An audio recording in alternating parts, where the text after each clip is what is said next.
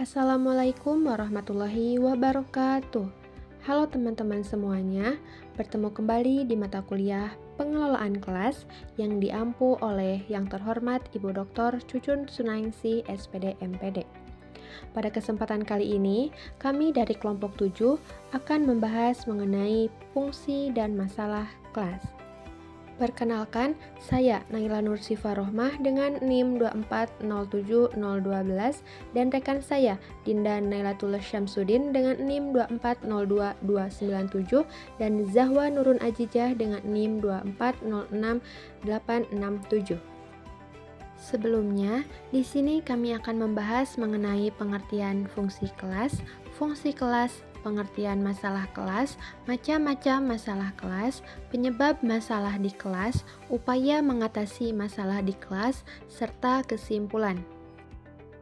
Baik, di sini saya akan menjelaskan tentang fungsi kelas atau fungsi pengelolaan kelas. Fungsi pengelolaan kelas itu merupakan penerapan fungsi manajemen kelas yang diaplikasikan di dalam kelas oleh guru untuk mencapai tujuan pembelajaran. Nah, maksudnya itu gimana? Fungsi pengelolaan kelas itu merupakan usaha guru untuk mengatur suasana kelas agar rapi, tertib, nyaman, dan kondusif sehingga siswa itu bisa lebih fokus belajar dan hasilnya bisa menjadi lebih baik. Lalu di dalam fungsi kelas itu ada 4 hal utama yang bisa dilakukan oleh guru dalam mencapai fungsi kelas yang efektif. Yang pertama ada perencanaan. Nah, di mana perencanaan ini guru menyiapkan kegiatan belajar seperti memilih alat atau media yang tepat, mengatur waktu, dan memikirkan kemungkinan masalah yang bisa terjadi di kelas. Dan yang kedua ada pengorganisasian. Guru itu mengatur hubungan dan kerjasama antara siswa dengan guru supaya suasana kelasnya itu rapi, kondusif, tertib untuk belajar. Dan yang ketiga ada memimpin. Nah, di mana guru itu berperan sebagai pemimpin dalam kegiatan belajar seperti memberi arahan, motivasi, dan contoh yang baik kepada siswa. Dan yang keempat ada mengawasi. Nah, guru itu memastikan kegiatan belajar berjalan sesuai dengan tujuan, memperbaiki jika ada suatu masalah atau ada ketidaksesuaian dan mengarahkan siswa agar hasil belajar itu sesuai dengan harapan atau tujuan awal. Selanjutnya adalah masalah kelas. Masalah kelas adalah berbagai hambatan, gangguan, atau kondisi tidak optimal yang terjadi dalam lingkungan belajar mengajar, baik yang berasal dari individu, peserta didik, maupun dari faktor kelompok atau lingkungan yang dapat mengganggu, mempersulit, atau bahkan menggagalkan pencapaian tujuan pembelajaran. Selanjutnya yaitu macam-macam masalah kelas. Masalah kelas pada dasarnya dapat dibagi menjadi dua kategori, yaitu masalah individu dan masalah kelompok. Masalah pribadi adalah masalah yang bersumber dari individu dan masalah kelompok adalah masalah yang bersumber dari kelompok. 4 rangkaian pernyataan manajemen kelas individu didasarkan pada asumsi bahwa semua perilaku individu diterima oleh kelompok untuk tujuan mencapai pengambilan keputusan dan kebutuhan untuk mencapai harga diri. Pernyataan-pernyataan ini adalah A. Tindakan mencoba untuk mendapatkan perhatian seseorang, misalnya di kelas atau aktif, atau bergerak terlalu lambat dan membutuhkan bantuan ekstra atau pasif.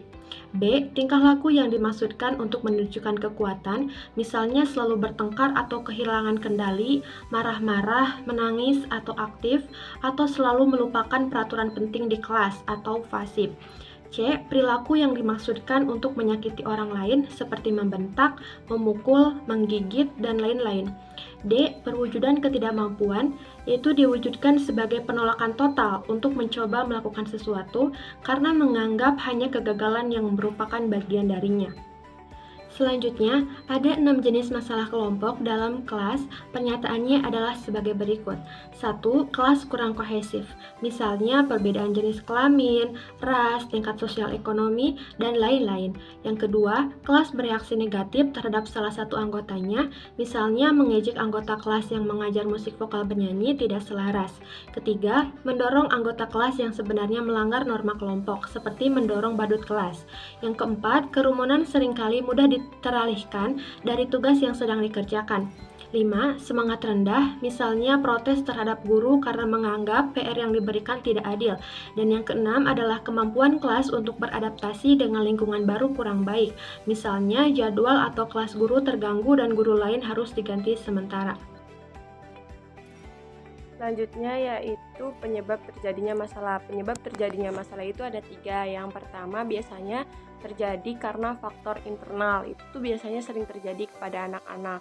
Ya itu tuh kebanyakan dari faktor psikologis seorang anak, kayak individu anak. Nah itu tuh biasanya ya hal yang sering kita jumpai itu ada anak-anak yang caper, ada anak-anak yang merasa malu untuk kayak dia tuh menutupi dirinya dalam ketidakbisaan gitu, kayak sesuatu yang tidak dia bisa.